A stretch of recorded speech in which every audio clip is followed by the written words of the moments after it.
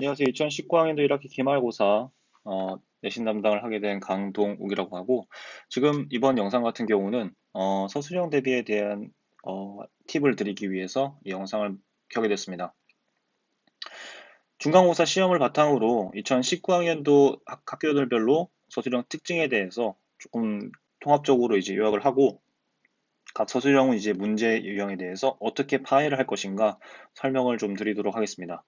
먼저 많은 학교들이 서술형 문제들이 30점 이상이 배점이 되는 고배점이 되었고, 뭐 적은 학교 같은 경우는 19점 이상 배점을 받은 학교도 있지만 많게는 45점까지, 19점에서 많게는 45점까지 굉장히 큰 편차를 보이되 많은 점수를 여기에 할애하고 있다고 보시면 되겠습니다. 그러면 그 학교별로 서술형 문제들은 어떻게 나올 것인가 라고 하면, 학교별 차이도 있겠지만, 분명 학교별 스타일도 있겠지만, 일단 공통적으로 많이 나오는 형태 같은 경우는 어법상 틀린 것을 찾는다거나, 교과서 내용에 대해서 주제문을 조건에 맞게 쓴다거나, 부교재 내용들을 요약, 정리, 세부 내용들을 채운다. 이런 크게 세 가지 틀을 볼 수가 있을 겁니다. 먼저 어법상 틀린 것을 찾기는 이번 중간고사 때 많은 문제가 나오지는 않았다고 이제 평가를 했는데, 만약에 시험 문제 출제된다면 우리가 굉장히 힘들어할 유형 중에 하나죠. 그러면 어법상 틀린 문제는 어떻게 우리가 찾아낼 것인가? 반드시 어법상 틀린 것을 찾기 이전에 여러분들이 그 문장의 주어 그리고 동사를 확인하는 작업이 필요합니다. 물론 수업 중에 여러분들이 주어와 동사는 다 표시를 했을 겁니다. 그런데 주어와 동사를 표시하면서 문장에 대한 해법이 끝이 나는 것이 아니라, 주어와 동사를 찾았으면은 주로 나오는 유형들에 대비해서 어떤 문제를 나한테 물어보는 건가 각 항목별로 따져볼 수 있어야겠죠.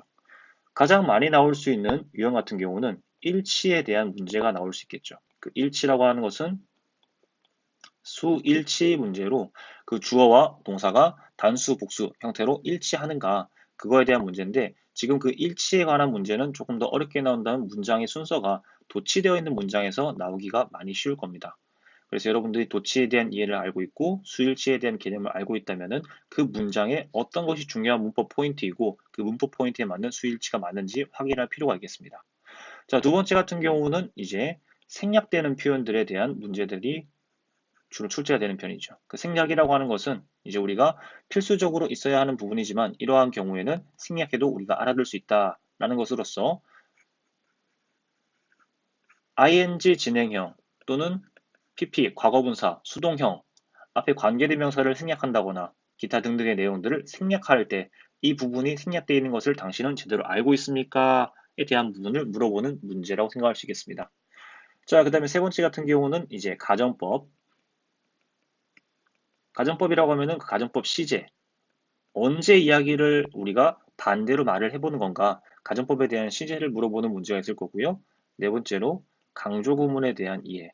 내가 지금 쓰고자 하는 것이 어떤 것을 강조하고자 하는 그런 문장인가? 강조 구문에 대한 이해와 그 강조되는 부분을 설명해주는 문장.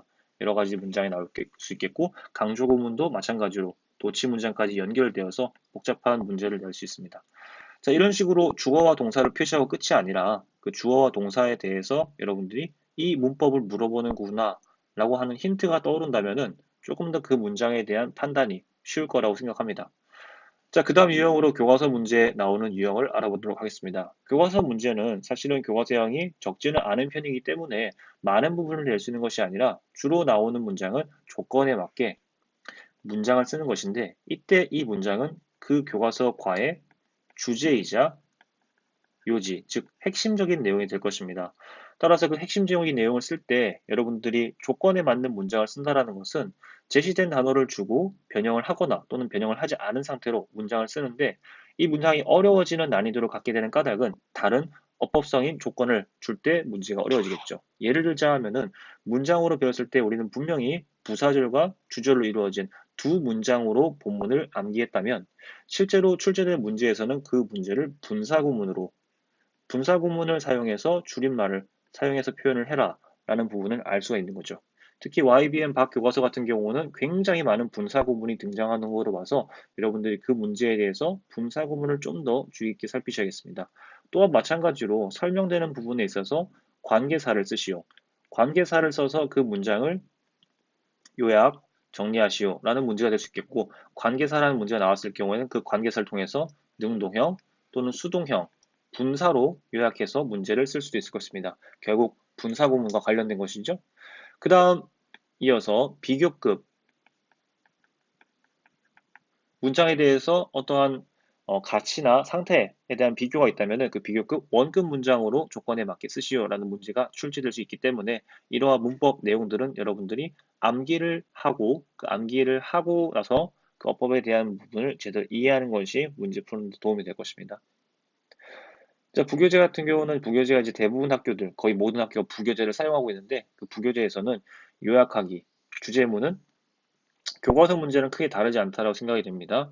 마찬가지로 주제문을 가지고 다른 어법을 사용하거나 다른 어휘를 사용해서 요약을 하는 게 중요할 것이고 동의어 그리고 반의어까지